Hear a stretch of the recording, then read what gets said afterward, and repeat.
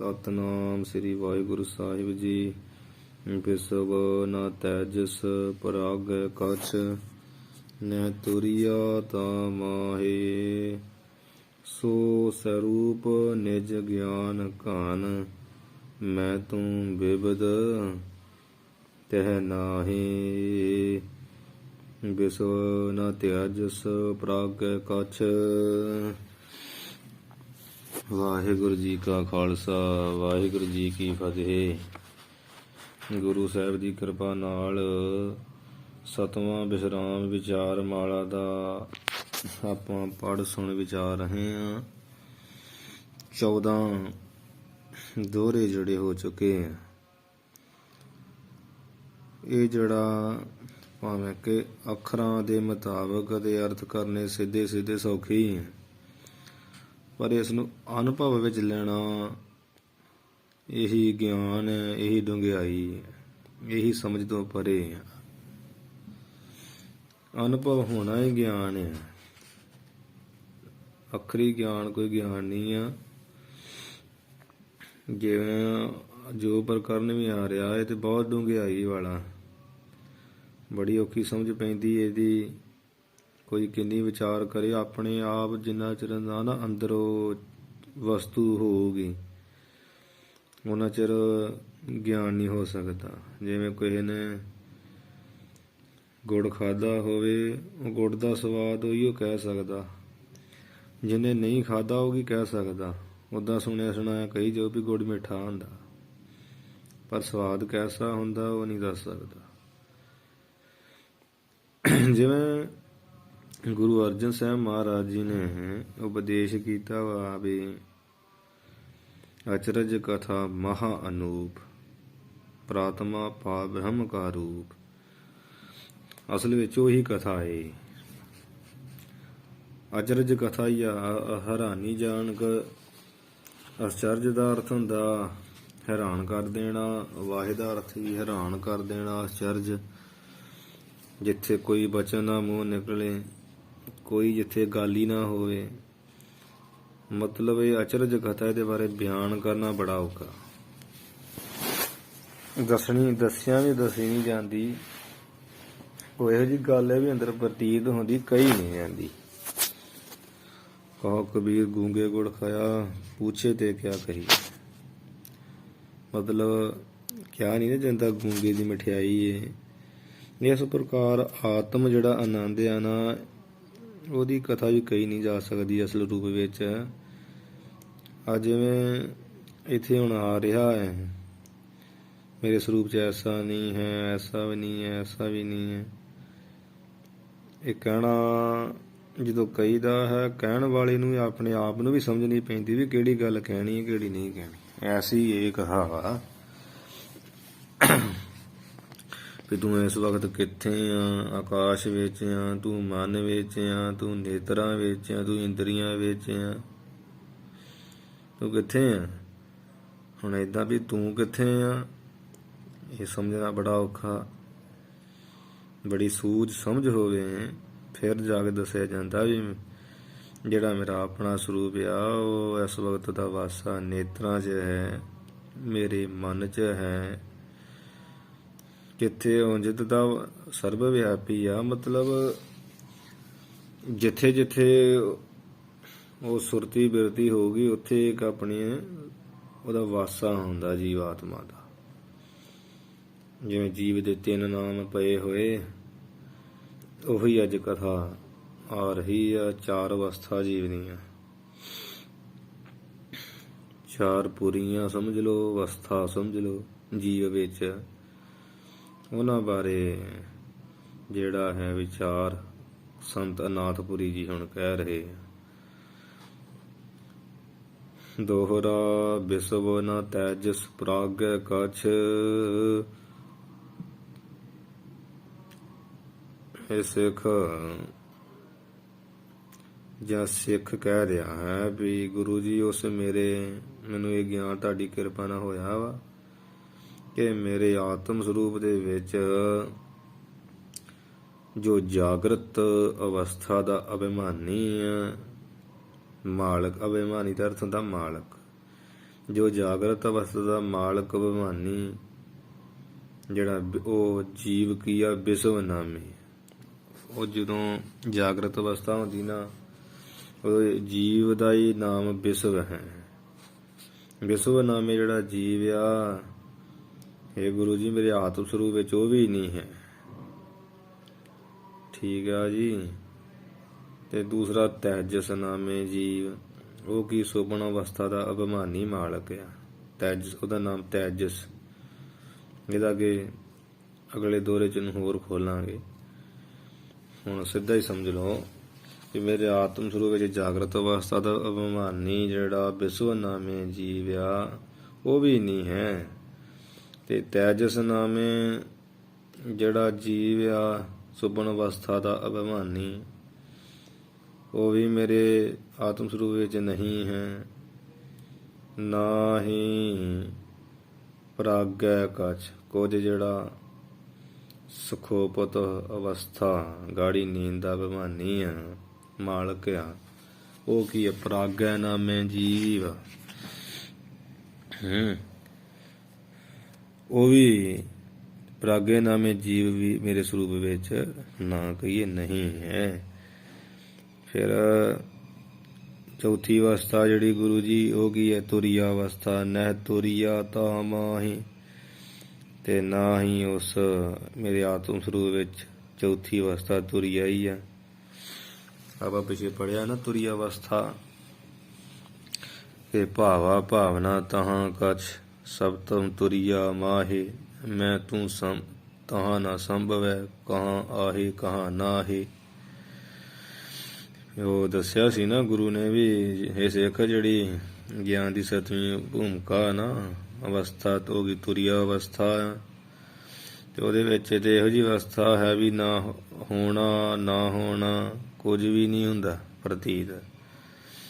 ਭਾਵ ਮੈਂ ਹਾਂ ਮੈਂ ਨਹੀਂ ਹਾਂ, ਇਹ ਕੁਝ ਵੀ ਉੱਥੇ ਕਹਿਣਾ ਨਹੀਂ ਬਣਦਾ।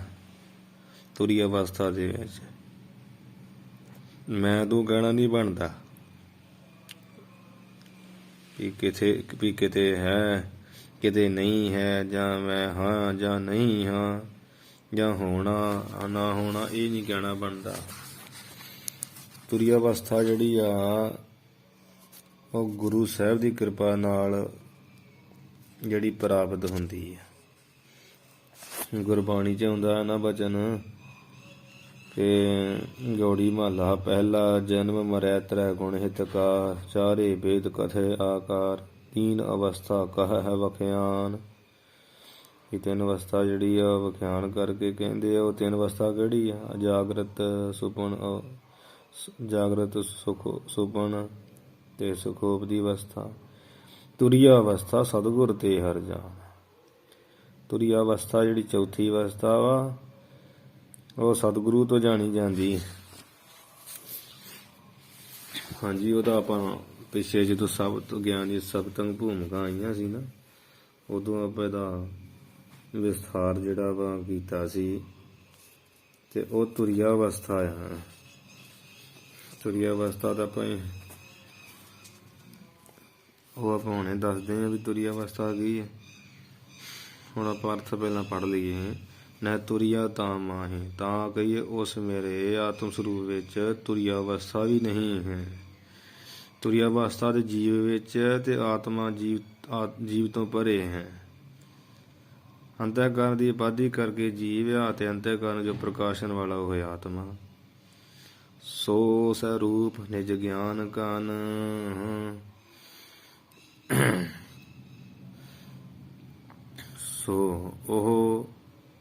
ਸੋ ਦਾ ਅਰਥ ਉਹ, ਨਿਜ ਦਾ ਅਰਥ ਆਪਣੇ। ਉਹ ਜਿਹੜਾ ਆਪਣਾ ਆਤਮਿਕ ਸਰੂਪ ਆ, ਉਹਦੇ ਵਿੱਚ ਕੇਵਲ ਤੇ ਗਿਆਨ ਕਨ, ਗਿਆਨ ਰੂਪੀ ਜਿਹੜੇ ਘਨ ਬੱਦਲ ਆ, ਉਹਦਾ ਹੀ ਖਜ਼ਾਨਾ। ਆਤਮ ਸਰੂਪ ਵਿੱਚ ਤੇ ਕੇਵਲ ਗਿਆਨ ਰੂਪੀ ਬੱਦਲਾਂ ਦਾ ਖਜ਼ਾਨਾ ਆ। ਜਿਵੇਂ ਬੱਦਲਾਂ ਰਾਹੀਂ ਧਰਤੀ ਦੇ ਵਰਖਾ ਹੁੰਦੀ ਹੈ ਨਾ, ਤੇ ਹਰਿਆਵਲਤਾ ਹੁੰਦੀ। ਇਸੇ ਤਰ੍ਹਾਂ ਬੁੱਧੀ ਰੂਪ ਧਰਤੀ ਆ, ਉਹ ਧਰਤੀ ਉੱਤੇ ਜਦੋਂ ਉਪਦੇਸ਼ ਰੂਪੀ ਗੁਰੂ ਦੇ ਉਪਦੇਸ਼ ਰੂਪੀ ਵਰਖਾ ਹੁੰਦੀ ਹੈ, ਗੁਰੂ ਰੂਪੀ ਬੱਦਲ ਦੀ, ਤੇ ਸ਼ਾਂਤੀ ਮਿਲਦੀ ਹੈ। ਜਦੋਂ ਉਪਦੇਸ਼ ਰੂਪੀ ਵਰਖਾ ਹੁੰਦੀ ਹੈ ਨਾ, ਸ਼ਾਂਤੀ ਮਿਲਦੀ ਹੈ, ਤਾਂ ਸ਼ੁਭ ਗੁਣਾ ਰੂਪੀ ਹਰਿਆਵਲਤਾ ਆ ਜਾਂਦੀ ਹੈ। ਸੋ ਇਹ ਕਹਿਣ ਦਾ ਮਤਲਬ ਹੈ ਕਿ ਸੋ ਸਰੂਪ ਨਿਜ ਗਿਆਨ ਘਨ, ਜੋ ਮੇਰਾ ਆਪਣਾ ਸਰੂਪ ਹੈ ਨਾ, ਉਹ ਕੀ ਆਤਮ ਸਰੂਪ, ਉਹ ਤੇ ਗਿਆਨ ਰੂਪੀ ਬੱਦਲ ਉਹਦਾ ਖਜ਼ਾਨਾ ਹੈ, ਜਾਂ ਗਿਆਨ ਘਨ ਦਾ ਅਰਥ ਹੁੰਦਾ ਇੱਕ ਰਸ ਗਿਆਨ ਸਰੂਪ ਹੈ। ਮੈਂ ਤੂੰ ਬਿਬਦ ਤਹਿ ਨਾਹੀ, ਤੇ ਉੱਥੇ ਮੇਰੇ ਐਸੇ ਸਰੂਪ ਵਿੱਚ ਤਹਿ ਕਹੀਏ, ਉੱਥੇ ਮੈਂ ਤੂੰ ਜਿਹੜਾ ਹੈ ਇਤਿਆਦਿਕ ਕੁਝ ਵੀ ਜਿਹੜਾ ਬਿਬਦ ਨਾਨਾ ਪਾਉਣਾ ਨਾ, ਉੱਥੇ ਨਹੀਂ ਹੈ, ਨਾ ਹੀ ਨਹੀਂ ਹੈ, ਉੱਥੇ ਨਾਨਾ ਪਾਉਣਾ ਨਹੀਂ ਹੈ। ਮੈਂ ਤੂੰ ਕਹਿਣਾ ਉੱਥੇ ਨਹੀਂ ਬਣਦਾ ਹੈ, ਮੇਰ ਤੇਰੇ ਉੱਥੇ ਬਣਦੀ ਨਹੀਂ ਹੈ, ਉੱਥੇ ਇਹ ਕੁਝ ਵੀ ਨਹੀਂ ਹੈ ਮੇਰੇ ਆਤਮ ਸਰੂਪ ਵਿੱਚ। ਉੱਥੇ ਤੇ ਇੱਕ ਰਸ ਗਿਆਨ ਹੈ, ਜਿੱਥੇ ਗਿਆਨ ਉੱਥੇ ਨਾ ਤੇ ਮੇਰ ਦੇਰ ਤੇ ਕੋਈ ਹੁੰਦੀ ਨਹੀਂ ਕਿ ਉਹ ਤੂੰ ਹੈ ਆ ਮੈਂ ਹਾਂ, ਨਾ ਉੱਥੇ ਤੇ ਕੁਝ ਵੀ ਨਹੀਂ ਹੈਗਾ, ਉੱਥੇ ਤੇ ਗਿਆਨ ਹੀ ਗਿਆਨ ਹੈ, ਸਮਾਧੀ ਲੀਨ। ਹਾਂ, ਤੇ ਇਹ ਜਿਹੜੀਆਂ ਤਿੰਨ ਅਵਸਥਾ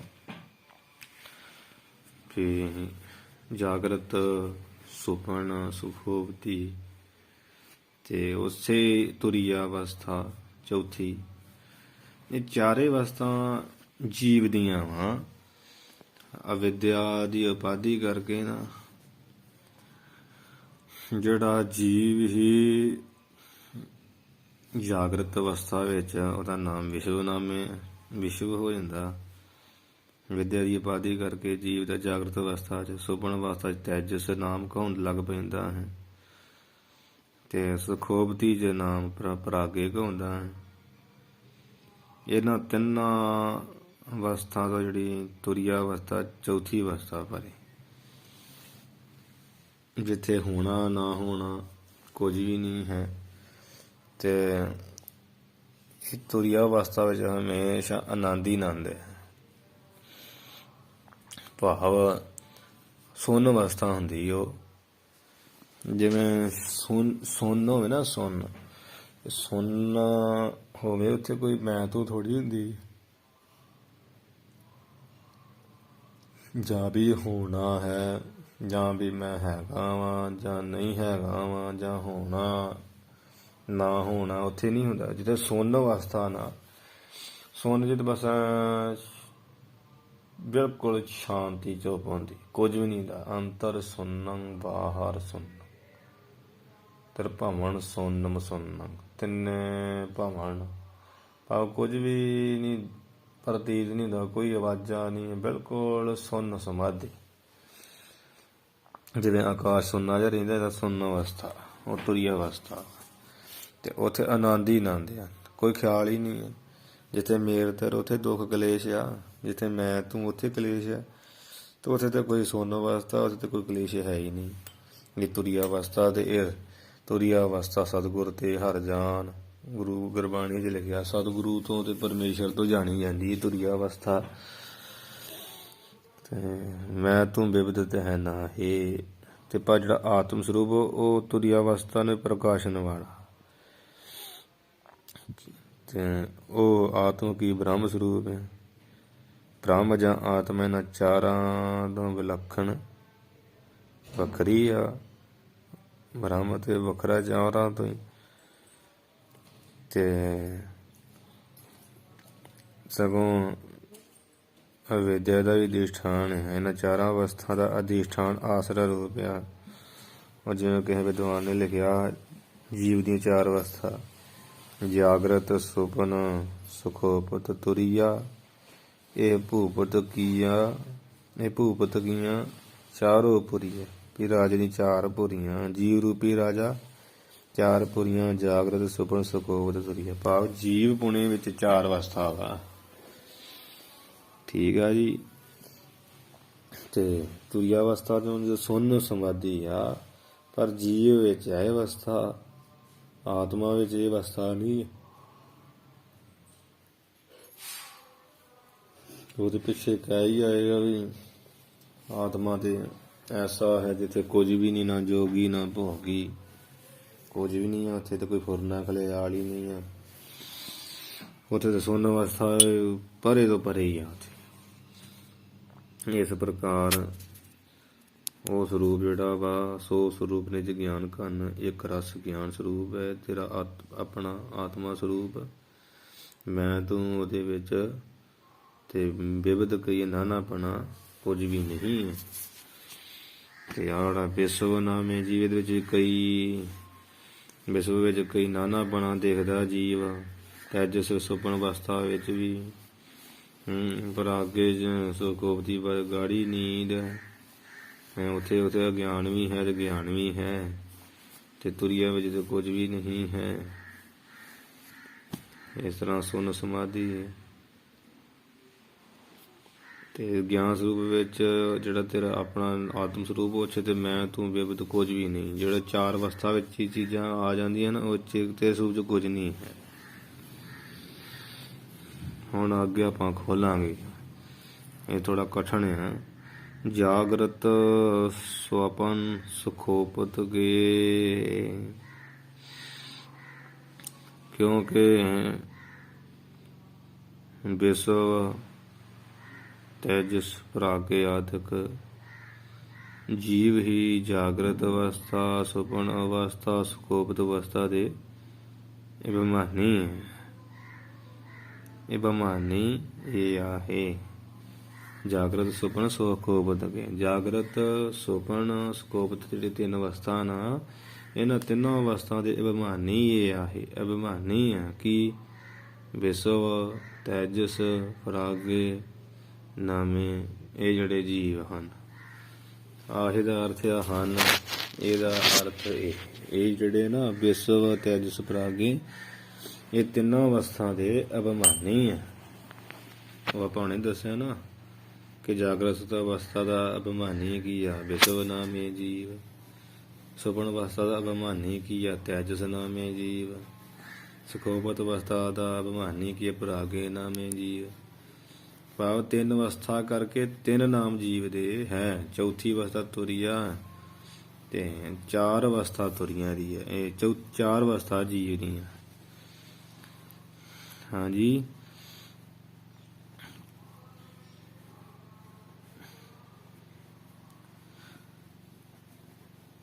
ਵਿਸ਼ਵ ਜੋ ਹੈ, ਜਿਹੜਾ ਵਿਸ਼ਵ ਲਿਖਿਆ ਉੱਪਰ, ਉਹ ਵਿਅਸ਼ਟੀ ਸਥੂਲ ਦੇਹ ਦੀ। ਵਿਸ਼ਵ ਭਲਾ ਕੀ ਆ? ਵਿਅਸ਼ਟੀ। ਵਿਅਸ਼ਟੀ ਦਾ ਅਰਥ ਹੁੰਦਾ ਇੱਕ। ਇੱਕ ਜਿਹੜੀ ਸਥੂਲ ਦੇਹ ਆ, ਜਿਵੇਂ ਆਪਾਂ ਹੀ ਆ, ਤੇ ਉਹ ਇੱਕ ਦੇਹ ਆ ਨਾ, ਤੇ ਇਹਨੂੰ ਵਿਅਸ਼ਟੀ ਉਪਾਧੀ ਕਹਿੰਦੇ। ਵਿਅਸ਼ਟੀ ਉਪਾਧੀ ਕਰਕੇ ਸਥੂਲ। ਵਿਅਸ਼ਟੀ ਦਾ ਅਰਥ ਹੁੰਦਾ ਸਿੱਧਾ ਸਮਝ ਲਓ ਵੀ ਇੱਕ ਆ, ਸਮਸ਼ਟੀ ਹੁੰਦਾ ਸਾਰੇ। ਵਿਅਸ਼ਟੀ ਭਾਵੇਂ ਇੱਕ ਸਥੂਲ ਦੇਹ ਦੀ ਜਾਗਰਤ ਅਵਸਥਾ ਅਭਿਮਾਨੀ ਮਾਲਕ ਹੈ ਵਿਸ਼ਵ। ਵਿਸ਼ਵ ਨਾਮੇ ਜੀਵ। ਅਭਿਮਾਨੀ ਦਾ ਅਰਥ ਮਾਲਕ।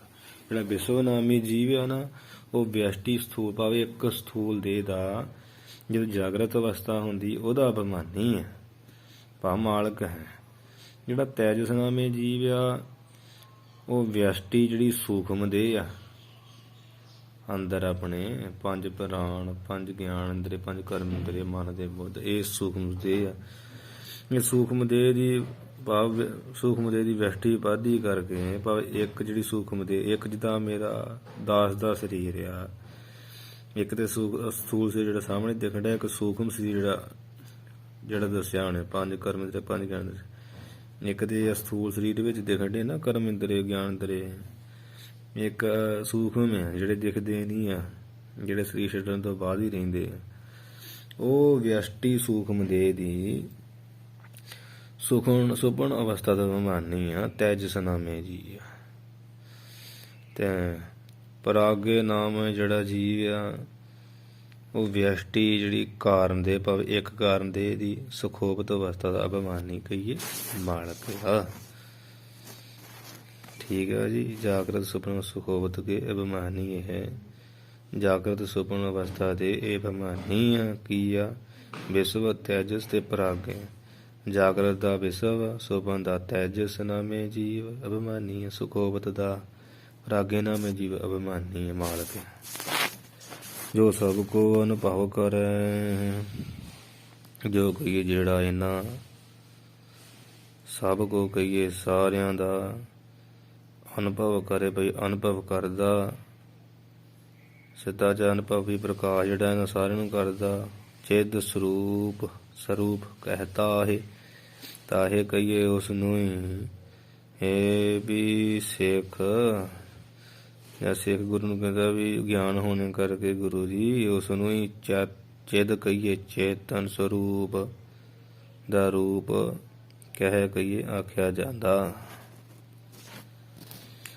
ਹਾਂਜੀ, ਇਹ ਵਿਅਸ਼ਟੀ ਉਪਾਧੀ ਦੀ ਦੱਸੀ ਨਾ। ਇੱਕ ਹੁੰਦਾ ਸਮਸ਼ਟੀ ਦਾ ਵਿਅਸ਼ਟੀ, ਵਿਅਸ਼ਟੀ ਇੱਕ ਸਮਸ਼ਟੀ ਸਾਰੇ। ਤੇ ਜੋ ਸਭ ਕੋ ਅਨੁਭਵ ਕਰੇ। ਜੋ ਵਿਅਸ਼ਟੀ ਜਿਹੜਾ ਜੀਵ ਆ, ਭਾਵ ਇੱਕ ਜੀਵ ਆ, ਉਹਦੀ ਜਿਹੜੀਆਂ ਤਿੰਨ ਅਵਸਥਾ ਵਾ ਹੁਣੇ ਦੱਸੀਆਂ, ਉਹਨਾਂ ਤਿੰਨਾਂ ਅਵਸਥਾ ਦੀ ਹਾਲਤ ਨੂੰ ਜੋ ਅਨੁਭਵ ਕਰਦਾ, ਹਾਂਜੀ, ਜੋ ਅਨੁਭਵ ਕਰਦਾ ਅਰਥਾਤ ਜਾਣਨਾ ਕਰਦਾ।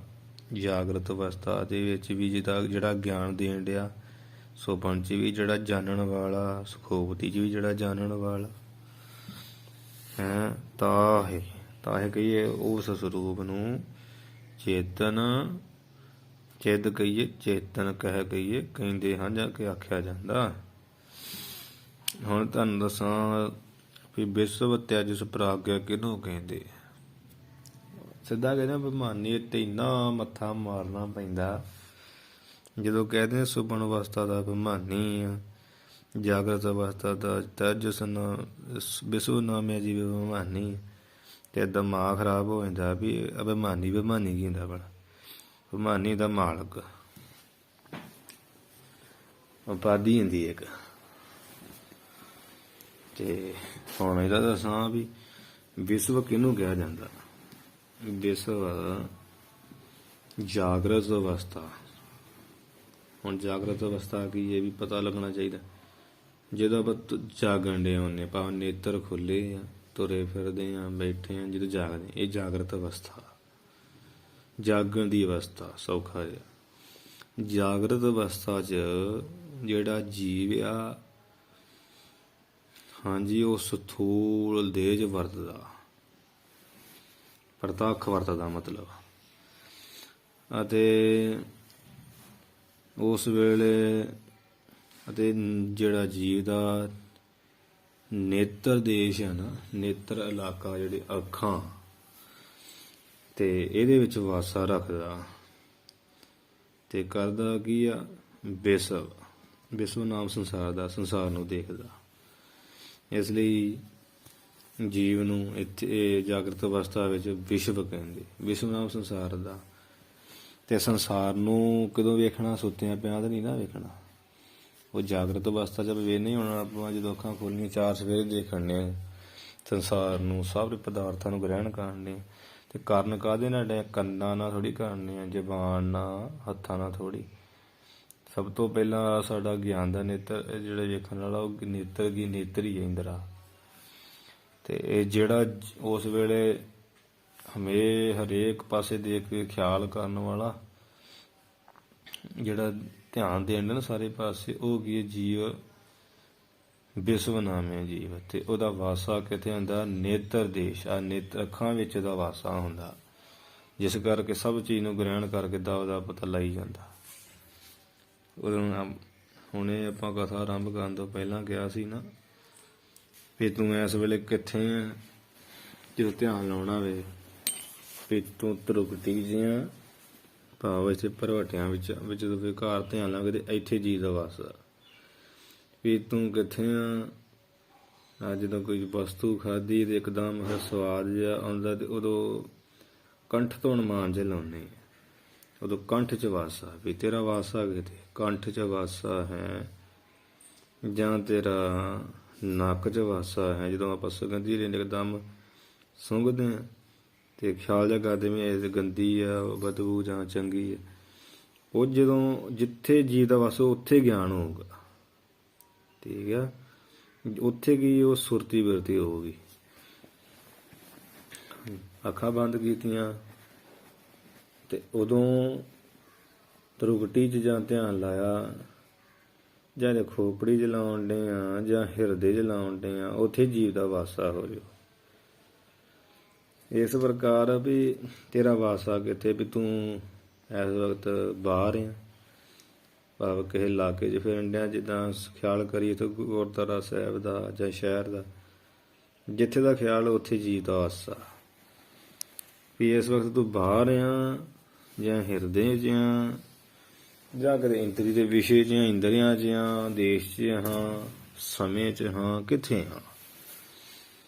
ਇਸ ਪ੍ਰਕਾਰ ਉਹ ਜੀਵ ਦਾ ਵਾਸਾ ਹੁੰਦਾ। ਤੇ ਜਾਗਰਤ ਅਵਸਥਾ 'ਚ ਜੀਵ ਦਾ ਕਿਤੇ ਵਾਸਾ ਹੁੰਦਾ ਵਾ, ਇਹਦਾ ਵਾਸਾ ਹੁੰਦਾ ਸਥੂਲ ਦੇਹ 'ਚ, ਭਾਵ ਪ੍ਰਤੱਖ ਵਰਤਦਾ। ਤੇ ਨੇਤਰ ਦੇਸ਼, ਨੇਤਰ ਜਿਹੜੀ ਅੱਖਾਂ ਦੇ ਵਿੱਚ, ਜਿੱਥੋਂ ਆਪਣੀ ਜੋਤ ਅੱਖਾਂ ਦੀ, ਇਹਦੇ ਵਿੱਚ ਵਾਸਾ ਰੱਖਦਾ। ਤੇ ਕੀ ਇਹਦਾ ਅੱਖਾਂ ਨਾਲ ਸੰਸਾਰ ਨੂੰ ਇਸ ਕਰਕੇ ਦਾ ਨਾਮ ਵਿਸ਼ਵਨਾਮੀ ਜੀਵ। ਹੁਣ ਇਹ ਤੋਂ ਸੌਖਾ ਢੰਗ ਤੇ ਕੋਈ ਹੈ ਨਹੀਂ ਸਮਝਾਉਣ ਦਾ, ਕਿਉਂਕਿ ਅਗਲੇ ਗ੍ਰੰਥਾਂ 'ਚ ਇਹੀ ਗੱਲਾਂ ਆਉਣੀਆਂ। ਜੇ ਇੱਥੋਂ ਸਮਝ ਲਾਂਗੇ ਤਾਂ ਉੱਥੇ ਸੌਖਾ ਹੀ ਸਮਝ ਜਾਵਾਂਗੇ। ਤੇ ਤੈਜਸ ਨਾਮੇ ਜੀਵ ਜਿਹੜਾ, ਉਹਨੂੰ ਤੈਜਸ ਕਿਉਂ ਕਿਹਾ ਜਾਂਦਾ? ਤੈਜਸ ਕੌਣ, ਕਿਹੜਾ ਜੀਵ ਖਵਾਉਂਦਾ? ਜਦੋਂ ਸੁਪਨ ਅਵਸਥਾ ਹੁੰਦੀ, ਭਾਵ ਜਦੋਂ ਆਪਾਂ ਨੇਤਰ ਬੰਦ ਕਰ ਲੈਂਦੇ ਤਾਂ ਸੌਂ ਜਾਂਦੇ ਹਾਂ, ਤੇ ਸੁਪਨੇ ਜਿਹੇ ਹੁੰਦੇ ਨਾ, ਉਹਨੂੰ ਕਹੀਦਾ ਸੁਪਨ ਅਵਸਥਾ। ਹਾਂਜੀ, ਜਿਹੜੇ ਸੁਪਨੇ ਹੁੰਦੇ ਨਾ ਲੰਮੇ ਪਿਆ ਹੋਇਆ ਨੂੰ, ਉਹਨੂੰ ਕਹਿੰਦੇ ਸੁਪਨ ਅਵਸਥਾ। ਇਹ ਵਿਦਵਾਨਾਂ ਦੀ ਬੋਲੀ ਹੈ, ਜਾਗਰਤ ਸੁਪਨ ਸੁਖੋਪਤੀ। ਇੱਥੋਂ ਆਪਾਂ ਨੂੰ ਭੰਬਲ ਭੂਸੇ 'ਚ ਪੈ ਜਾਂਦੇ ਵੀ ਜਾਗਰਤ ਕਿਹਨੂੰ ਕਹਿੰਦੇ। ਜਿਹੜਾ ਜਾਗਦੇ ਤੁਰੇ ਫਿਰਦੇ ਨੂੰ ਜਾਗਰਤ ਅਵਸਥਾ, ਲੰਮੇ ਪਿਆ ਜਿਹੜੇ ਸੁਪਨੇ ਆਉਂਦੇ ਨੂੰ ਸੁਪਨ ਅਵਸਥਾ ਕਹਿੰਦੇ, ਸਿੱਧਾ ਜਿਹਾ। ਤੇ ਸੁਪਨ ਅਵਸਥਾ ਵਿੱਚ ਜਿਹੜਾ ਜੀਵ ਹੈ ਨਾ, ਉਹ ਸੂਖਮ ਦੇਹ 'ਚ ਵਰਤਦਾ, ਭਾਵ ਉਦੋਂ ਸਥੂਲ ਦੇਹ 'ਚ ਇਹਦਾ ਵਾਸਾ ਨਹੀਂ ਹੁੰਦਾ, ਉਦੋਂ ਸੂਖਮ 'ਚ ਹੁੰਦਾ। ਕਿਉਂਕਿ ਉਦੋਂ ਅੱਖਾਂ ਨਾਲ ਦੇ ਵੇਖਣਾ ਨਹੀਂ ਆ, ਜਾਂ ਸੁਪਨੇ ਵਿੱਚ ਪ੍ਰਤੱਖ ਨਹੀਂ ਕੋਈ ਕਰਨਾ। ਸੂਖਮ, ਉਦੋਂ ਸੂਖਮ ਭੋਗ ਹੁੰਦੇ। ਸਥੂਲ 'ਚ ਹੁੰਦੇ ਆ ਅਸਥੂਲ ਭੋਗ, ਭਾਵ ਜੋ ਕੋਈ ਦੇਖਣਾ ਹੱਥੀਂ ਕਰ ਲੈਣਾ, ਅੱਖਾਂ ਨਾਲ ਪ੍ਰਤੱਖ ਵੇਖ ਲੈਣਾ। ਸੁਪਨੇ 'ਚ ਹੁੰਦਾ ਵੀ ਖਿਆਲਾਂ ਦੇ ਰਾਹੀਂ, ਉਹ ਸੂਖਮ। ਤੇ ਸੁਪਨੇ ਵਿੱਚ ਅੱਗੇ ਨੂੰ ਮਾਰ ਦਿੱਤਾ ਕੁਝ, ਉਹ ਸੂਖਮ, ਉਹ ਸੂਖਮ ਕਰਮ ਆ, ਸੂਖਮ ਭੋਗ ਆ। ਮੰਦ ਕਰਮ ਸੁਪਨੇ 'ਚ ਵੇਖ ਲਓ, ਚਾਹੇ ਚੰਗਾ ਵੇਖ ਲਓ, ਸੂਖਮ ਭੋਗ ਆ। ਤੇ ਜਿਹੜਾ ਜੀਵ ਆ ਸੁਪਨ ਅਵਸਥਾ 'ਚ ਵਰਤਦਾ, ਤੇ ਇਹਦਾ ਵਾਸਾ ਕਿੱਥੇ ਹੁੰਦਾ? ਕੰਠ ਦੇਸ਼ ਵਿੱਚ, ਭਾਵ ਇੱਥੇ ਕੰਠ 'ਚ, ਗਲੇ 'ਚ। ਕਿਉਂਕਿ ਇੱਥੇ ਇੱਕ ਹਿਤਾ ਨਾਮੇ ਨਾੜੀ ਹੈ, ਜਾਂ ਪੂਰੀ ਤੱਤ ਨਾਮਕ ਨਾੜੀ। ਕੰਠ ਦੇਸ਼ ਵਿੱਚ ਇੱਕ ਹਿਤਾ ਨਾਮੇ ਨਾੜੀ ਹੈ, ਜਾਂ ਪੂਰੀ ਤੱਤ ਨਾਮਕ ਨਾੜੀ, ਉਹਦੇ ਵਿੱਚ ਵਾਸਾ ਰੱਖਦਾ। ਜਿਹੜੀ ਹਿਤਾ ਨਾਮੇ ਨਾੜੀ, ਉਹਦਾ ਤੇ ਵਿਦਵਾਨ ਐਵੇਂ ਲਿਖਦੇ, ਯੋਗ ਮੱਤ ਵਾਲੇ, ਤੇ ਵਿਧਾਨ ਦੇ ਗ੍ਰੰਥਾਂ ਵਿੱਚ ਵੀ ਆ ਜਾਂਦਾ ਵੀ ਜਿਹੜਾ ਕੇਸ ਆ ਨਾ, ਇਹਦਾ 1000ਵਾਂ ਹਿੱਸਾ ਕਰ ਦਵਾ। ਕੇਸ ਕਿੰਨਾ ਕੁ ਮੋਟਾ, ਇਹਦੇ 1000ਵੇਂ ਹਿੱਸੇ ਜਿੰਨੀ ਸੂਖਮ ਨਾੜੀ ਆ, ਇੰਨੀ ਬਰੀਕ, ਉਹਦਾ ਨਾਮ ਹਿਤਾ ਨਾਮੇ ਨਾੜੀ। ਉਹ ਕੀ ਕੰਠ 'ਚ ਉਹਦਾ ਵਾਸਾ। ਤੇ ਉਹ ਹਿਤਾ ਨਾਮੇ ਨਾੜੀ 'ਚ ਜੀਵ ਜਿਹੜਾ ਸੂਖਮ ਦੇਹ ਵਿੱਚ ਨਿਵਾਸ ਕਰਦਾ। ਤੇ ਤੈਜਸ ਨਾਮ ਦਾ, ਤੈਜਸ ਕਹਿੰਦਾ ਚਮਕਦਾਰ ਨੂੰ। ਤੇ ਤੈਜਸ ਨਾਮੇ ਜੀ ਫਿਰ ਵਸਤਾਂ ਵੇਖਦਾ, ਉੱਥੇ ਸੂਖਮ ਭੋਗ ਕਰਦਾ। ਸੁਪਨੇ ਆਉਂਦੇ, ਕਦੀ ਰਾਜਾ, ਕਦੀ ਕੰਗਾਲ, ਕਦੀ ਮੰਗਤਾ, ਕਦੀ ਦਾਤਾ, ਤੇ ਉਹ ਸਭ ਕੁਝ ਹੀ ਸੂਖਮ ਭੋਗ ਕਰਨ ਡਿਆ। ਕਦੀ ਦਾਨ ਕਿਸੇ ਨੂੰ ਕਰਨ ਡਿਆ, ਕਿਸੇ ਕੋਲ ਮੰਗਤਾ ਬਣ ਕੇ ਲੈਣ ਡਿਆ, ਪ੍ਰਤੱਖ ਨਹੀਂ ਉਹ ਕਰਨ ਡਿਆ, ਉਹ ਸੂਖਮ ਸਰੀਰ ਜੀ ਕਰਨ ਡਿਆ, ਲੰਮੇ ਪਿਆ ਏ। ਤੇ ਉਹ ਜਿਹੜੇ ਜਿੰਨੇ ਵੀ ਖਿਆਲ ਫੁਰਨ ਡੇ, ਕਿੱਥੇ ਫੁਰਨ ਡੇ ਆ? ਹਿਤਾ ਨਾਮੇ ਨਾੜੀ 'ਚ, ਜਿਹੜੀ ਕੰਠ 'ਚ ਵਸਦੀ। ਕੇਸ ਦੇ 1000ਵੇਂ ਹਿੱਸੇ ਦੇ ਬਰਾਬਰ ਆ। ਜਿੰਨਾ ਕੇਸ ਮੋਟਾ ਨਾ, ਇਹਦਾ 1000 ਹਿੱਸਾ ਕਰ ਲਓ, ਇੰਨੀ ਬਰੀਕ ਆ। ਤੇ ਇਸ ਲਈ ਸੁਪਨ ਅਵਸਥਾ ਦਾ ਬਮਾਨੀ ਮਾਲਕ ਜੀਵ ਜਿਹੜਾ ਸੁਪਨ ਅਵਸਥਾ 'ਚ ਤੈਜ ਸੁਖਮ ਦਾ ਜੀਵ ਜਿਹੜਾ ਨਾ ਸੁਪਨ ਅਵਸਥਾ 'ਚ ਜਦੋਂ ਹਿਰਦਨਾਮੀ ਨਾੜੀ 'ਚ ਸੁਖਮ ਭੋਗ ਕਰਦਾ, ਖਿਆਲ ਕਰਦਾ, ਉਦੋਂ ਤੈਜ ਸਿਖਾਉਣ ਲੱਗਦਾ। ਉੱਥੇ ਭੋਗਣਾ ਕੁਝ ਨਹੀਂ ਆ, ਖਾਲੀ ਖਿਆਲਾਂ ਦਾ ਹੀ ਆ ਭੋਗਣਾ। ਸੂਖਮ ਭੋਗ ਆ, ਭਾਵ ਇਹ ਪ੍ਰਤੱਖ ਨਹੀਂ ਭੋਗਣੇ, ਖਿਆਲਾਂ ਦੇ ਰਾਹੀਂ ਭੋਗਣੇ ਹੁੰਦੇ ਜਿਹੜੇ ਸੁਪਨੇ 'ਚ ਆਉਂਦੇ। ਤੇ ਉਹਦਾ ਨਾਮ ਹੀ ਤੈਜਸ ਆ। ਤੈਜਸ ਨਾਮ ਚਮਕਦਾਰ ਦਾ, ਚਮਕਦਾਰ ਅਵਸਥਾ ਵੇਖਦਾ। ਜਾਂ ਤੈਜਸ ਨਾਮੇ ਜੀਵ ਉੱਥੇ ਕਈ ਤਰ੍ਹਾਂ ਦੇ ਪਦਾਰਥ ਵੇਖਦਾ। ਤੇ ਜੀਵ ਜਿਹੜਾ ਵਾ ਉਹ ਸੁਪਨ ਅਵਸਥੇ ਹੋਇਆ, ਸੁਪਨੇ ਆਉਂਦੇ ਸੁਪਨ ਅਵਸਥਾ। ਤੇ ਸੁਪਨ ਅਵਸਥਾ ਵਿੱਚ ਜਦੋਂ ਇਹ ਜੀਵ ਜਿਹੜਾ, ਜਦੋਂ ਬੰਦਾ ਸੁੱਤਾ ਹੁੰਦਾ, ਸੁੱਤਿਆਂ ਸੁਪਨੇ ਆਉਂਦੇ, ਤੇ ਉਦੋਂ ਜਿਹੜੀ ਹਿਰਦਾਨਾਮੀ ਨਾੜੀ ਆ ਕੰਠ ਦੇ ਵਿੱਚ, ਉਹਦੇ ਵਿੱਚ ਜੀਵ ਦਾ ਵਾਸਾ ਹੁੰਦਾ ਆ। ਉਹਦਾ ਨਾਮ ਹੀ ਤੈਜਸ ਨਾਮੇ ਜੀਵ ਆ। 2 ਹੋ ਗਏ ਜੀ। ਤੇ ਤੀਜਾ ਹੈਗਾ ਵਾ ਪ੍ਰਾਗਿਆ ਨਾਮੇ ਜੀਵ। ਭਾਵ ਜੀਵ ਦੇ ਇੱਕੋ ਹੀ ਆ ਤੇ 3 ਨਾਂ ਪੈਂਦੇ ਆ ਉਹਦੀ ਵੱਖੋ, ਤਿੰਨਾਂ ਹੀ ਅਵਸਥਾ ਕਰਕੇ। ਪ੍ਰਾਗ ਦਾ ਪਰ ਨਾਮ ਵਿਸ਼ੇਸ਼ ਦਾ ਹੁੰਦਾ, ਤੇ ਵਿੱਚੋਂ ਹੀ ਹੜਾ ਨਿਕਲਣਾ। ਤੇ ਉਹ ਕੀ ਹੁੰਦਾ, ਅਗਿਆਨ। ਵਿਸ਼ੇਸ਼ ਕਰਕੇ ਜਿੱਥੇ ਜੀਵ ਬਿਲਕੁਲ ਅਗਿਆਨ ਵਸ ਹੋ ਜਾਂਦਾ, ਭਾਵ ਅਗਿਆਨੀ ਹੋ ਜਾਂਦਾ, ਉਹਨੂੰ ਪ੍ਰਾਗਿਆ ਕਿਹਾ ਜਾਂਦਾ। ਤੇ ਪ੍ਰਾਗੇ ਹੈਗਾ ਵਾ ਸੁਖੋਪਤੀ ਅਵਸਥਾ। ਸੁਖੋਪਤੀ ਅਵਸਥਾ ਕਿਹੜੀ ਆ? ਗਾੜੀ ਨੀਂਦ। ਜਦੋਂ ਆਪਾਂ ਸੌਂਦੇ ਆ ਨਾ, ਤੇ ਸਾਨੂੰ ਇਹੋ ਜਿਹੀ ਗਾੜੀ ਨੀਂਦ ਜਿੱਥੇ ਪਏ ਤੇ ਪਾਸਾ ਨਹੀਂ ਵੱਟੀ ਦਾ, ਪਤਾ ਨਹੀਂ ਲੱਗਾ ਕਿੱਥੇ ਪਏ, ਏਦਾਂ ਕਹਿੰਦੇ ਵੀ ਅੱਜ ਮੈਂ ਬੜਾ ਚੈਨ ਸੇ ਸੋਇਆ, ਪਤਾ ਨਹੀਂ ਲੱਗਾ ਕਿੱਥੇ ਪਏ ਰਹੇ। ਚੈਨ ਸੇ ਸੋਇਆ ਇਹ ਗਿਆਨ, ਪਤਾ ਨਹੀਂ ਲੱਗਾ, ਇਹ ਅਗਿਆਨ। ਮਤਲਬ ਜਿੱਥੇ ਗਾੜੀ ਨੀਂਦ ਉਹਨੂੰ ਸੁਖੋਪਤ ਅਵਸਥਾ ਕਹਿੰਦੇ।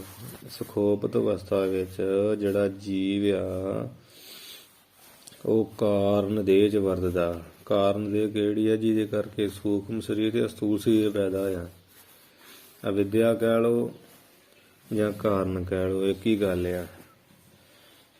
ਕਾਰਨ ਦੇਹ 'ਚ ਵਰਤਦਾ ਜੀਵ ਸੁਖੋਪਤ ਅਵਸਥਾ ਗਾੜੀ ਨੀਂਦ ਵਿੱਚ। ਅਤੇ ਹਿਰਦੇ ਦੇਸ਼ ਆ ਨਾ, ਜਿਹੜਾ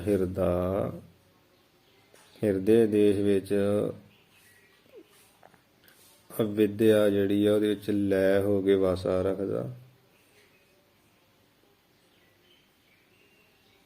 ਭਾਵ ਜਿਹੜੀ ਬੁੱਧੀ ਆ ਨਾ,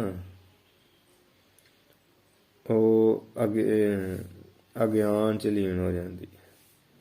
ਅਗਿਆਨ ਗਿਆਨ 'ਚ ਲੀਨ ਹੋ ਜਾਂਦਾ। ਇਹ ਆ ਜਿਹੜੀ ਸੁਖੋਪਤ ਅਵਸਥਾ।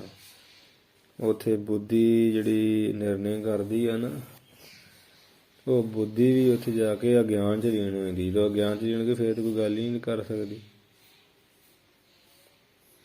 ਅਲੀਨ ਹੋ ਜਾਂਦੀ ਉੱਥੇ ਬੁੱਧੀ ਅਗਿਆਨ 'ਚ। ਅਗਿਆਨ ਦਾ ਗਿਆਨ 'ਚ ਜਾ ਕੇ ਗਿਆਨ ਦੇ ਬਿਲਕੁਲ ਨਿਕਟ ਵਰਤੀ ਹੋ ਜਾਂਦਾ। ਭਾਵ ਉੱਥੇ ਆਤਮਾ ਦਾ ਤੇ ਅਵਿਦਿਆ ਦਾ ਪੂਰਾ ਸੰਬੰਧ ਆ, ਆਪੋ ਵਿੱਚ ਜੋੜ ਆ। ਤੇ ਅਵਿਦਿਆ 'ਚ ਲੈ ਹੋ ਜਾਂਦਾ ਜੀ। ਹਿਰਦੇ ਦੇਸ਼ ਵਿੱਚ ਜੀਵ ਜਾ ਕੇ ਨਾ ਅਵਿਦਿਆ 'ਚ ਲੈ ਹੋ ਜਾਂਦਾ, ਤੇ ਗੂੜ ਅਗਿਆਨ 'ਚ ਹੋ ਕੇ ਜੜ ਅਵਸਥਾ ਨੂੰ ਪ੍ਰਾਪਤ ਕਰਦਾ। ਇਸ ਲਈ ਜੀਵ ਨੂੰ ਸੁਖੋਪਤੀ 'ਚ ਵਿਸ਼ੇਸ਼ ਕਰਕੇ ਅਗਿਆਨੀ ਭਾਵ ਪ੍ਰਾਗਿਆ ਨਾਮੇ ਜੀਵ ਕਹਿੰਦੇ। ਪ੍ਰਾਗਿਆ ਅਰਥ ਵਿਸ਼ੇਸ਼ ਕਰਕੇ ਅਗਿਆਨੀ ਜਿੱਥੇ ਹੋ ਜਾਂਦਾ ਨਾ ਜੀਵ, ਉਹਦਾ ਨਾਮ ਪ੍ਰਾਗਿਆ। ਤੇ ਇਹਦਾ ਤੁਹਾਨੂੰ ਥੋੜਾ ਜਿਹਾ ਇੱਦਾਂ ਸੁਖੋਪਤੀ ਅਵਸਥਾ ਦਾ ਇਹ ਆ ਹਿਸਾਬ ਕਿਤਾਬ ਜੀਵ ਤੇ ਹੋ ਗਿਆ ਪਰਾਗੇ ਨਾਮੇ ਜੀਵ। ਸੁਖੋਪ ਦੀ ਅਵਸਥਾ ਹੁੰਦੀ ਆ ਵੀ ਜਿੱਥੇ ਗਾੜੀ ਨੀਂਦ, ਤੇ ਗਾੜੀ ਨੀਂਦ 'ਚ ਕੀ ਆ ਵੇਖੋ, ਕੁਝ ਨਹੀਂ ਪਤਾ ਹੁੰਦਾ ਕਿੱਥੇ ਪਏ ਆ, ਗੂੜ ਅਗਿਆਨ ਅਵਸਥਾ ਹੀ ਆ ਨਾ, ਬਿਲਕੁਲ ਜੜ। ਜਿੱਥੇ ਪਏ ਉੱਥੇ ਪਏ ਰਹੇ ਨੇ, ਕੁਝ ਨਹੀਂ ਪਤਾ ਲੱਗਦਾ। ਤੇ ਉੱਥੇ ਗਿਆਨ ਆ ਤੇ ਅਗਿਆਨ ਵੀ, ਉੱਥੇ ਗਿਆਨ ਅਗਿਆਨ ਗਿਆਨ ਗਿਆਨ ਅਗਿਆਨ ਵਿੱਚ ਹੀ ਗਿਆਨ ਹੈ, ਜਾਂ ਗਿਆਨ ਵਿੱਚ ਹੀ ਅਗਿਆਨ, ਜਾਂ ਗਿਆਨ ਵਿੱਚ ਗਿਆਨ ਹੈ। ਕਿੱਦਾਂ ਵੀ ਮੈਂ ਬੜੇ ਸੁੱਖ ਨਾਲ ਸੁੱਤਾ, ਪਤਾ ਨਹੀਂ ਲੱਗਾ। ਸੁੱਖ ਨਾਲ ਸੁੱਤਾ, ਇਹ ਕਿਹਨੇ ਦੱਸਿਆ ਵੀ ਸੁੱਖ ਨਾਲ ਸੁੱਤਾ? ਉੱਥੇ ਬੜਾ ਆਨੰਦ ਮਾਣਿਆ ਵੀ ਬੜਾ ਸੁੱਖ ਨਾਲ ਸੁੱਤਾ। ਕਿਉਂਕਿ ਜੇ ਉੱਥੇ ਕੁਝ ਨਾ ਹੋਵੇ ਤੇ ਉੱਠਿਆਂ ਇਹ ਗੱਲ ਕਹਿਣੀ ਨਹੀਂ ਬਣਦੀ ਵੀ ਮੈਂ ਬੜੇ ਸੁੱਖ ਨਾਲ ਸੁੱਤਾ, ਕਿਉਂਕਿ ਉਹ ਗੱਲ ਦਾ ਗਿਆਨ ਨਹੀਂ ਚਾਹੀਦਾ। ਭਾਵ ਉਦੋਂ ਜਦੋਂ ਅਗਿਆਨ 'ਚ ਸੁੱਤਾ ਸੀ ਨਾ, ਉਦੋਂ ਵੀ ਕੋਈ ਪ੍ਰਕਾਸ਼ ਕਰਨ ਵਾਲਾ ਸੀ, ਉਸ ਅਵਸਥਾ ਨੂੰ ਚੇਤੇ ਕਰਾਉਣ ਵਾਲਾ ਕੋਈ ਹੈ ਸੀ। ਉਹ ਜਿਹੜਾ ਚੇਤੇ ਕਰਾਉਣ ਵਾਲਾ ਉਹ ਕੀ ਆ? ਆਤਮਾ ਹੀ ਆ, ਤੇ ਉਹ ਹੈ ਗਿਆਨ। ਤੇ ਜਿਹੜਾ ਕਹਿਣਾ ਜਿਹੜਾ ਗੂੜ ਅਵਸਥਾ ਸੁੱਤਾ ਜਿੱਥੇ ਕੋਈ ਖਿਆਲ ਨਾ ਰਿਹਾ, ਉਹ ਹੈ ਗਿਆਨ। ਤੇ ਜਦੋਂ ਉੱਠਿਆ ਕਹਿਣਾ ਵੀ ਮੈਂ ਸੁੱਖ ਨਾਲ ਸੁੱਤਾ, ਇਹ ਗਿਆਨ। ਮੈਨੂੰ ਕੁਝ ਨਹੀਂ ਪਤਾ ਲੱਗਾ, ਇਹ ਹੈ ਗਿਆਨ। ਦੋਵੇਂ ਚੀਜ਼ਾਂ ਇਕੱਠੀਆਂ, ਗਿਆਨ ਅਗਿਆਨ ਦੋਵੇਂ ਇਕੱਠੇ। ਮਤਲਬ ਜਿਹੜੀ ਬੁੱਧੀ ਆ ਅਗਿਆਨ 'ਚ ਲੀਨ ਹੋ ਜਾਂਦੀ ਹੈ, ਤੇ ਬੁੱਧੀ ਦੇ ਨਿਰਣੇ ਆ ਕਈ ਤਰ੍ਹਾਂ ਦੇ, ਮਨ ਦੇ ਸੰਕਲਪ ਵਿਕਲਪ ਆ। ਉਦੋਂ ਮਨ ਬੁੱਧ ਕੁਝ ਵੀ ਨਹੀਂ ਰਹਿ ਜਾਂਦਾ, ਸਿਰਫ ਤੇ ਸਿਰਫ ਅਗਿਆਨ ਤੇ ਗਿਆਨ ਹੀ ਰਹਿ ਜਾਂਦਾ। ਬੁੱਧੀ ਜਿਹੜੀ ਆ ਅਗਿਆਨ 'ਚ ਲੀਨ ਹੋ ਜਾਂਦੀ ਆ, ਅਵਿਦਿਆ 'ਚ ਲੀਨ ਹੋ ਜਾਂਦੀ ਆ, ਤੇ ਉਹ ਅਗਿਆਨ ਜਾ ਕੇ ਬਿਲਕੁਲ ਆਤਮ ਸਰੂਪ ਦੇ ਨੇੜੇ ਹੁੰਦਾ, ਜਿਸ ਕਰਕੇ ਉਹ ਪ੍ਰਕਾਸ਼ ਕਰਕੇ ਹੀ ਮਤਲਬ ਸੁੱਤਾ ਵੀ ਹੁੰਦਾ ਵਾ, ਚੇਤਨਤਾ ਵੀ ਰਹਿੰਦੀ ਆ ਤੇ ਅਗਿਆਨ ਵੀ ਰਹਿੰਦਾ। ਅਗਿਆਨ ਕਰਕੇ ਲੰਮੇ ਪਿਆ ਪੂਰੇ ਗਾੜੀ ਨੀਂਦ 'ਚ ਪਤਾ ਕੱਖ ਨਹੀਂ ਕਿੱਥੇ ਪਿਆ, ਪਰ ਉਹ ਚੇਤਨਤਾ ਕਰਕੇ ਜੀਵ ਦੇ ਪ੍ਰਾਣ ਵੀ ਚੱਲੀ ਜਾਂਦੇ, ਸੁੱਖ ਦਾ ਸੁੱਖ ਵੀ ਬਣੀ ਜਾਂਦਾ ਹੈ। ਇਸ ਪ੍ਰਕਾਰ ਸੁਖੋਪਤ ਅਵਸਥਾ ਵਿੱਚ ਜਿਹੜਾ ਜੀਵ ਆ ਕਾਰਨ ਦੇ ਜਿਹਦਾ ਵਾਸਾ, ਤੇ ਕਾਰਨ ਦੇ ਕੀ ਆ? ਵਿਦਿਆ ਅਵਿਦਿਆ ਹੀ ਆ, ਕਾਰਨ ਦੇ ਕਹਿ ਲਓ, ਵਿਦਿਆ ਕਹਿ ਲਓ। ਤੇ ਅਵਿਦਿਆ 'ਚ ਲੈ ਬੁੱਧੀ ਜਿਹੜੀ ਅਵਿਦਿਆ 'ਚ ਅਗਿਆਨ 'ਚ ਲੈ ਹੋ ਜਾਂਦੀ ਆ, ਤੇ ਅਗਿਆਨ ਗੂੜ ਅਗਿਆਨ 'ਚ ਜੜ ਹੋ ਕੇ ਜੜ ਅਵਸਥਾ ਨੂੰ ਪ੍ਰਾਪਤ ਹੁੰਦਾ। ਭਾਵ ਉੱਥੇ ਬਿਲਕੁਲ ਜਮਾਂ ਹੀ ਸੁੱਖ ਨਾਲ ਪਿਆ ਰਹਿੰਦਾ, ਪਤਾ ਕੱਖ ਨਹੀਂ ਲੱਗਦਾ। ਅਗਿਆਨੀ ਉੱਥੇ ਹੁੰਦਾ ਮਤਲਬ ਜੀਵ, ਕਿਉਂਕਿ ਗਿਆਨੀ ਜਿਹੜਾ ਗਿਆਨੀ ਤਾਂ ਜੀਵ ਇਸ ਦਾ ਸਦਾ ਗਿਆਨੀ ਨੂੰ ਤਾਂ ਸਭ ਕੁਝ ਪਤਾ ਹੁੰਦਾ, ਜਦੋਂ ਭਾਵੇਂ ਗਾੜੀ ਨੀਚ ਕਿਤੇ ਵੀ, ਪਰ ਇਹ ਜੀਵ ਨੂੰ ਨਹੀਂ ਪਤਾ ਹੁੰਦਾ ਉਸ ਵੇਲੇ ਵੀ ਮੈਂ ਕਿੱਥੇ ਪਿਆ ਹਾਂ। ਉੱਠ ਕੇ ਕਹਿੰਦਾ ਜ਼ਰੂਰ ਵੀ ਮੈਂ ਸੁੱਖ ਨਾਲ ਸੁੱਤਾ, ਤੇ ਪਤਾ ਨਹੀਂ ਲੱਗਾ। ਇਸ ਪ੍ਰਕਾਰ ਉਦੋਂ ਅਗਿਆਨੀ ਹੁੰਦਾ। ਅਗਿਆਨ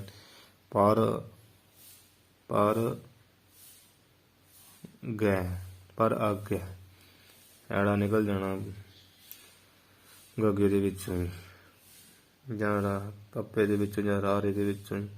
ਪਰ ਆਗਿਆ ਨਾਮ ਅਗਿਆਨ ਦਾ ਭਾਵਨਾ ਵਿਸ਼ੇਸ਼ ਕਰਕੇ ਜੀਵ ਜਿਹੜਾ ਜੀਵ ਨੂੰ ਸੁਖੋਪਤ ਅਵਸਥਾ ਵਿੱਚ ਜਦੋਂ ਗਾੜੀ ਨੀਂਦ ਹੁੰਦੀ ਆ, ਵਿਸ਼ੇਸ਼ ਕਰਕੇ ਅਗਿਆਨੀ ਭਾਵ ਪਰਾਗੇ ਕਹਿੰਦੇ। ਅੱਗੇ ਵੀ ਫੇਰ ਆਏਗਾ ਵਚਨ, ਉੱਥੇ ਵੀ ਆਪਾਂ ਇਹਨਾਂ ਹੋਰ ਜਿੰਨਾ ਖੋਲਿਆ ਜੋ ਖੋਲਾਂਗੇ। ਇਸ ਪ੍ਰਕਾਰ ਆਪਾਂ ਅੱਜ ਦੋ ਹੀ ਦੋਹਰੇ ਕੀਤੇ ਆ। ਜੇ ਅਖਰੀ ਅਰਥ ਕਰੀ ਤੇ ਕੋਈ ਏਡੀ ਵੱਡੀ ਗੱਲ ਨਹੀਂ, ਫਿਰ ਸਿੱਧਾ ਜਾਈਏ ਅਰਥ ਕਰਕੇ ਆਪਾਂ ਗਾਹ ਲੰਘ ਜਾਣਾ। ਵੀ ਜਾਗਰਤ ਸੁਪਨ ਸੁਖੋਪਤ ਕੇ ਵੀ ਜਾਗਰਤ ਸੁਪਨ ਸੁਖੋਪਤ, ਜਿਹੜੀ ਤਿੰਨ ਅਵਸਥਾ ਜੀਵ ਦੀਆਂ ਅਭਿਮਾਨੀ ਆ ਜਿਹੜੇ ਉੱਤੇ ਦੱਸੇ। ਵਿਸਵ ਨਾਮੇ ਜੀਵ ਤੇ ਤੈਜਸ ਨਾਮੇ ਜੀਵ, ਤੈਜਸ ਕਹਿੰਦੇ ਕਈ, ਤੈਜਸ ਤੇ ਪਰਾਗੇ ਨਾਮੇ ਜੀ, ਤਿੰਨ ਅਭਿਮਾਨੀ ਆ। ਜੋ ਸਭ ਕੋ ਅਨੁਭਵ, ਜੋ ਸਾਰਿਆਂ ਨੂੰ ਅਨੁਭਵ ਕਰਦਾ, ਤਿੰਨਾਂ ਅਵਸਥਾ ਨੂੰ। ਮਤਲਬ ਜਿਹੜਾ ਜਾਗਰਤ ਅਵਸਥਾ 'ਚ ਹੀ ਪ੍ਰਕਾਸ਼ ਕਰਨ ਡਿਆ ਵਾ, ਤੇ ਫਿਰ ਸੁਪਨ ਅਵਸਥਾ ਵੀ ਸੁੱਤੇ ਆ ਤੇ ਜਿਹੜਾ ਪ੍ਰਕਾਸ਼ ਕਰਨ ਡਿਆ, ਖਿਆਲ ਫੁਰੀ ਜਾਣ ਡੇ, ਪਰ ਉਹ ਸਾਰਿਆਂ ਨੂੰ ਪ੍ਰਕਾਸ਼ ਰਿਹਾ ਪ੍ਰਾਣ ਚੱਲੀ ਜਾਣ ਡੇ ਹੈ। ਤੇ ਸਭ ਕੁਝ ਆਪਾਂ ਵੇਖੀ ਜਾਣ ਡੇ ਸੁਪਨੇ ਵਿੱਚ ਵੀ ਸੂਖਮ ਤੌਰ 'ਤੇ ਸੁਖੋਪ ਦੀ ਤੇ ਗਾੜੀ ਨੀਂਦ ਹੈ ਜਿੱਥੇ ਸਾਨੂੰ ਕੁਛ ਨਹੀਂ ਪਤਾ, ਪਰ ਉੱਥੇ ਵੀ ਜਿਹੜਾ ਪ੍ਰਕਾਸ਼ ਕਰਨ ਡਿਆ। ਇਹ ਹੁਣ ਮੈਂ ਜਾਗਰਤ ਅਵਸਥਾ 'ਚ, ਆਪਾਂ ਕਹਿੰਦੇ ਹੁਣ ਮੈਂ ਜਾਗਰਤ ਅਵਸਥਾ 'ਚ, ਜਿਹੜਾ ਕਹਿੰਦਾ ਮੈਂ ਜਾਗਰਤ ਅਵਸਥਾ ਕਹਿਣ ਡਿਆ ਕਿ ਮੈਂ ਉਹ ਕੀ ਆਤਮਾ। ਤੇ ਸੁਪਨ ਅਵਸਥਾ ਵਿੱਚ ਵੀ ਮੈਂ ਸੁੱਤਾ ਸੀ, ਐਵੇਂ ਮੈਂ ਕੰਗਾਲ ਹੋ ਗਿਆ। ਹਾਂਜੀ, ਜਿਹੜਾ ਕਹਿੰਦਾ ਮੈਂ ਕੰਗਾਲ ਹੋ ਗਿਆ ਜਾਂ ਮੈਂ ਰਾਜਾ ਹੋ ਗਿਆ। ਫਿਰ ਸੁਖੋਪ ਦੀ ਅਵਸਥਾ ਵਿੱਚ ਵੀ ਜਿੱਥੇ ਆਪਾਂ ਲੀਨ ਆ ਗਾੜੀ ਨੀਂਦ 'ਚ, ਤੇ ਗਾੜੀ ਨੀਂਦ ਵਿੱਚ ਵੀ ਜਿਹੜਾ ਪਿੱਛੇ ਹੈ ਨਾ ਉੱਤੋਂ, ਜਿਹੜਾ ਗਾੜੀ ਨੀਂਦ ਨੂੰ ਵੀ ਸੁੱਖ ਲੈਣ ਨੇ, ਤੇ ਗਾੜੀ ਨੀਂਦ ਵਿੱਚ ਪਿਆਂ ਵੀ ਸਾਨੂੰ ਮਤਲਬ ਸਾਡੇ ਪ੍ਰਾਣ ਚੱਲੀ ਜਾਂਦੇ ਪ੍ਰਕਾਸ਼ ਰਹਿੰਦਾ ਜਿਹੜਾ, ਤੇ ਜਾਂ ਵੀ ਮੈਂ ਬੜੇ ਸੁੱਖ ਨਾਲ ਸੁੱਤਾ ਹਾਂ ਹੈਂ। ਇਹ ਜਿਹੜਾ ਮੈਂ ਕਹਿਣ ਵਾਲਾ ਨਾ, ਜਿਹੜਾ ਸਭ ਨੂੰ ਹੀ ਅਨੁਭਵ ਕਰਨ ਡਿਆ, ਸਭ ਦਾ ਤਿੰਨਾਂ ਅਵਸਥਾ ਦਾ ਜਿਹੜਾ ਅਨੁਭਵ ਕਰਨ ਡਿਆ, ਜਾਣਨ ਕਰਨ ਡਿਆ ਵੀ ਹੁਣ ਮੈਂ ਸੁਪਨਾ ਵੇਖ ਰਿਹਾ ਸੀ। ਉਦੋਂ ਮੈਂ ਤਾਂ ਬੜੀ ਗਾੜੀ ਨਹੀਂ ਸੁੱਤਾ ਸਾਂ, ਮੈਂ ਤੇ ਸਭ ਕੁਝ ਵੇਖ ਰਿਹਾ। ਇਹ ਜਿਹੜਾ ਅਨੁਭਵ ਕਰਨ ਵਾਲਾ ਚਿਦ ਸਰੂਪ ਕਹਿਤਾ ਹੈ, ਉਸ ਤਾਹੇ ਕਈ ਉਸੇ ਨੂੰ ਚੇਤਨ ਸਰੂਪ ਕਿਹਾ ਜਾਂਦਾ। ਜਿਹੜਾ ਚੇਤਨ ਦਾ ਅਰਥ ਦਾ ਪ੍ਰਕਾਸ਼, ਜਿਹੜਾ ਤਿੰਨਾਂ ਨੂੰ ਪ੍ਰਕਾਸ਼ਣ ਵਾਲਾ ਨਾ, ਉਹਨੂੰ ਕਹੀਦਾ ਚੇਤਨ। ਸੋ ਆਪਾਂ ਇੱਥੇ ਅੱਜ ਸਮਾਪਤੀ ਕਰੀਏ, ਕਿਉਂਕਿ ਦੋ ਦੋਰੇ ਕਠਨ ਆ ਤੇ ਆਪਾਂ ਇਹਦਾ ਦੋਵਾਂ ਦੇ ਮਾਹਾਂ ਹੀ ਕਰ ਸਕੇ ਆ, ਵਿਸਥਾਰ ਜਿੰਨਾ ਕੁ ਹੋ ਸਕਿਆ। ਅਜੇ ਵੀ ਆਪਣੇ ਆਪ ਦੇ ਮਨ ਵਿੱਚ ਤਾਂ ਕਮੀ ਰਹਿੰਦੀ ਆ ਵੀ ਸਹੀ ਨਹੀਂ ਦੱਸਿਆ ਗਿਆ ਹੋਵੇਗਾ ਕਿ ਮਹਾਰਾਜ ਜਾਣਦੇ ਆ। ਸੋ ਜਿੰਨੀ ਕੁ ਸਮਝ ਪੈਂਦੀ ਉਹ ਆਪਾਂ ਕਰ ਰਹੇ ਹਾਂ। ਅੱਖਰਾਂ ਦਾ ਅਰਥ ਕਰਨਾ ਤੇ ਬੜਾ ਸੌਖਾ ਹੀ ਕਰਕੇ ਗਾਂਹ ਲੰਘ ਜਾਈਦਾ, ਉਹਦਾ ਖੋਲ੍ਹਣਾ ਜਿੰਨਾ ਕੁ ਹੁੰਦਾ ਉਹਨਾਂ ਆਪਾਂ ਖੋਲ੍ਹਿਆ। ਬਾਕੀ ਮਹਾਰਾਜ ਦੀ ਕਿਰਪਾ ਨਾਲ, ਗੁਰੂ ਸਾਹਿਬ ਦੀ ਕਿਰਪਾ ਰਹੀ, ਅਗਲੇ ਗ੍ਰੰਥ ਜਦੋਂ ਆਪਾਂ ਕਰਾਂਗੇ ਵਿਚਾਰ ਚੰਦ ਰੋਧੇ, ਉੱਥੇ ਵੀ ਇਹ ਆ ਜਾਣਾ ਹੈ, ਅਧਿਆਤਮ ਪ੍ਰਕਾਸ਼ ਵੀ ਆ ਜਾਣਾ।